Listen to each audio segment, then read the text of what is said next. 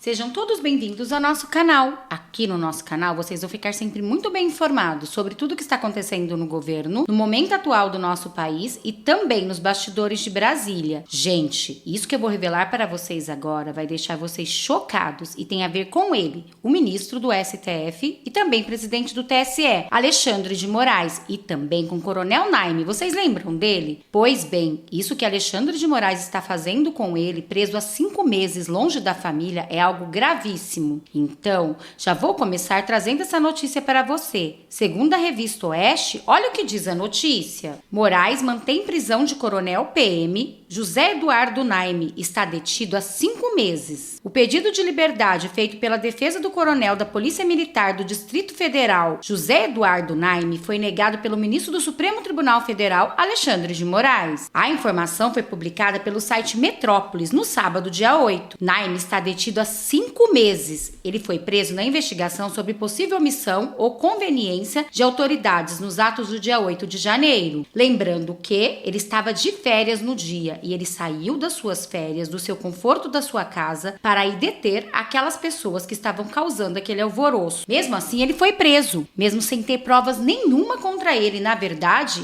ele foi um herói. Mas Alexandre de Moraes não aceitou o pedido de soltura dele. Segundo a reportagem do site, Moraes entendeu que está evidente a necessidade da manutenção da custódia para resguardar a ordem pública e por conveniência da instrução criminal. De acordo com o STF, há risco de que o investigado em liberdade possa comprometer as investigações e a colheita de provas, a persecução penal, considerando o alto posto que ocupou a liderança na corporação. Fecham aspas. Isso segundo o STF. Essa foi a desculpa que Moraes deu, tá? Para não soltar o coronel Naime. Já a Procuradoria-Geral da República, a PGR, informou que há diligências ainda em andamento na cúpula do PMDF, hoje comandada pelo coronel Klepper Rosa, com quem Naime teria relação próxima e que, segundo a PGR, provaria o efetivo risco de interferência na produção das provas. Naime era comandante do Departamento de Operações, o DOP, da PMDF e saiu de folga dia antes do ataque. Klepper era o subcomandante-geral da corporação. Naime foi exonerado da função logo depois, em 7 de fevereiro. Foi preso. Foi como eu disse para vocês, o coronel Naime estava de folga no dia 8 de janeiro e foi substituído dias antes pelo coronel Paulo José Ferreira. No dia dos atos, ele chegou aí à esplanada dos ministérios, sim. Prendeu manifestantes e acabou até ferido com um rojão. E segundo a defesa do coronel, ele saiu de folga 7 dias antes da invasão da sede dos 3 poderes, com autorização do alto comando da corporação para fazer exames de saúde e descansar com a família. Sobre a decisão da manutenção da prisão, os advogados de Naime, Yuri Cavalcante e Pedro Afonso Figueiredo, disseram que respeita a deliberação de Moraes, mas seguirão recorrendo contra a prisão preventiva. Aspas, tendo em vista o evidente excesso de prazo que ultrapassa os 152 dias da segregação cautelar e já se transformou em uma clara antecipação de pena, na verdade sem o devido processo legal. E é por isso, por causa dessas arbitrariedades que está acontecendo no judiciário, que o ex-desembargador Sebastião Coelho, ele mesmo, aquele que até pediu a prisão de Alexandre de Moraes e causou grande alvoroço, que ele se afastou do cargo quando Moraes foi presidente do TSE, pois bem, ele mesmo resolveu se manifestar e vai deixar a todos chocados com essas revelações. Vem comigo entender o que disse o ex-desembargador? Brasília é cidade de gente trabalhadora, de gente que tem emprego, que cumpre horário, presta concurso. Eu sou cidadão honorário de Brasília, tenho muito orgulho disso, né? A única fantasia que tem são dessas autoridades que vêm de fora para cá e eles sim vivem no mundo da fantasia. Mas nós brasilienses, não. Nós aqui, nós temos um outro padrão de vida, né? Então, pessoal, já temos um número razoável aqui de pessoas e eu vou dizer que pensei em um título para essa live, né? Que é Vencer o Medo para Mudar a Justiça. Vencer o medo para mudar a justiça. Mas como assim, Sebastião? Mudar a justiça. A justiça no país tem a função balizadora, né? Só nas ditaduras é que não tem justiça independente e tudo mais. Mas nas democracias, o tripé é esse. São os poderes legislativo, executivo e judiciário, não é? Mas o nosso poder judiciário atual, a composição do nosso Supremo Tribunal Federal é uma composição que não respeita a separação dos poderes. Dentro da democracia, nós temos o poder legislativo, que é o poder do povo. A própria Constituição diz que todo poder emana do povo e em seu nome é exercido. Então, veja, quem exerce o poder é o povo. Os deputados e senadores, eles são somente mandatários. Receberam o mandato que nós otorgamos para eles, né? Viram, gente, como ele explicou de uma forma bem mais fácil de entender? Todo poder emana do povo. O poder legislativo, ele vem do povo. Os deputados e senadores são só mandatários, mas não é o que está acontecendo aqui, né? E olha o que disse Sebastião Coelho agora sobre o judiciário do nosso Brasil.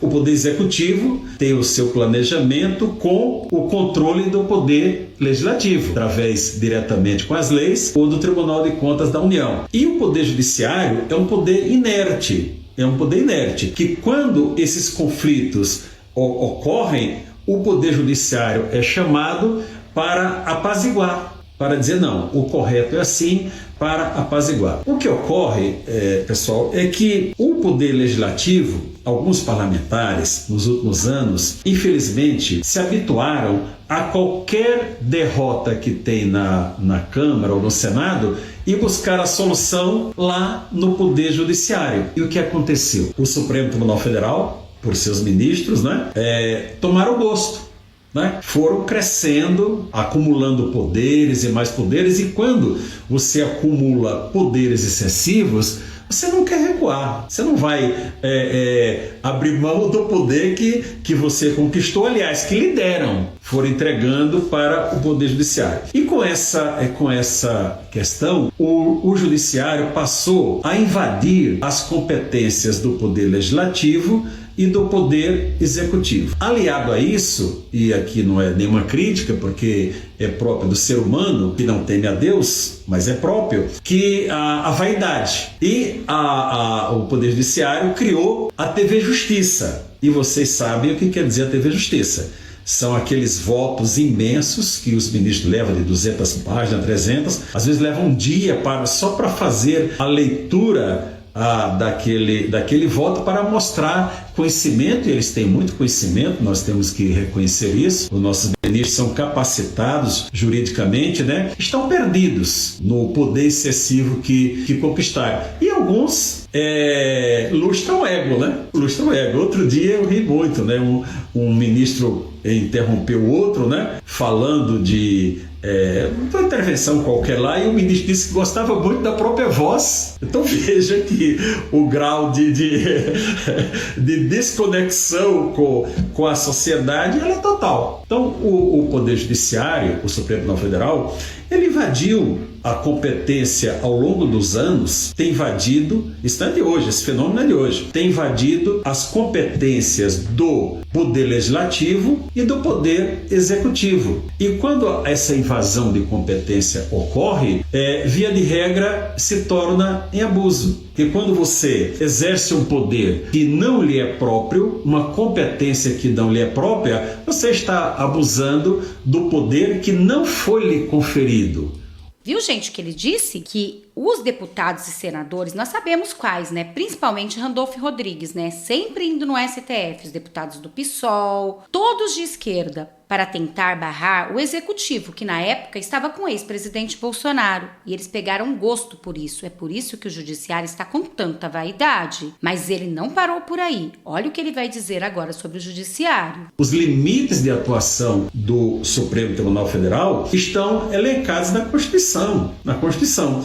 Hoje é irrelevante. Por exemplo, nós temos 513 deputados federais e 81 senadores, são 594 parlamentares que debatem a lei, discutem com a sociedade, elaboram a lei, votam, vai para o presidente da República, sanciona e vai uma ação no Supremo Tribunal Federal, e o ministro, em uma decisão monocrática, diz: tudo que vocês fizeram não vale. É claro que esse sistema precisa ser mudado. Precisa ser mudado. Eu poderia citar aqui várias decisões do Poder Judiciário invadindo competências do Poder Executivo, por exemplo. Impediu nomeação de ministros no governo da presidente Dilma, impediu nomeação de ministro, no caso ministra, na presidência do presidente Michel Temer, impediu nomeação do diretor da Polícia Federal na presidência do presidente Bolsonaro. Isso é uma invasão absoluta e absurda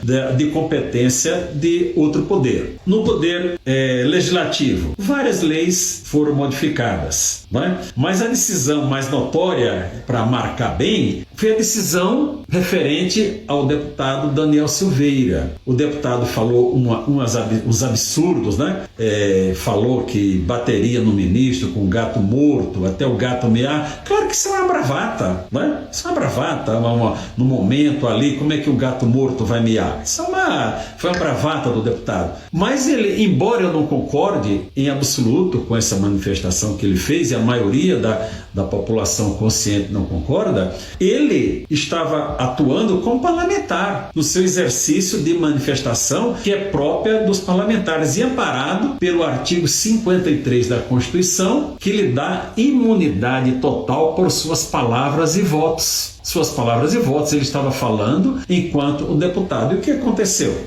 Foi decretada a sua prisão no flagrante, que hoje é conhecido no meio jurídico como flagrante perpétuo, né? Que a pessoa praticou um ato no domingo, foi feito flagrante na terça-feira. Então, hoje no meio jurídico, esse é conhecido como flagrante perpétuo. Qual o caso? Precedente. Caso Daniel Silveira. E a Câmara dos Deputados foi fraca, aceitou a invasão da sua competência. Chegou lá a ordem de prisão, caberia à Câmara dos Deputados deliberar, e a Câmara dos Deputados disse: não, vamos deixar, está certa a prisão do deputado Daniel Silveira. E hoje todos estão arrependidos. Eu moro em Brasília, né? Eu converso com muitas pessoas, os deputados visivelmente daquela legislatura que se reelegeram, arrependidos daquele ato. Deixaram o Supremo Tribunal Federal invadir uma atribuição que era própria da Câmara dos Deputados. Viram, gente, que ele falou? Que realmente tudo começou com aquela situação de levar para o Supremo,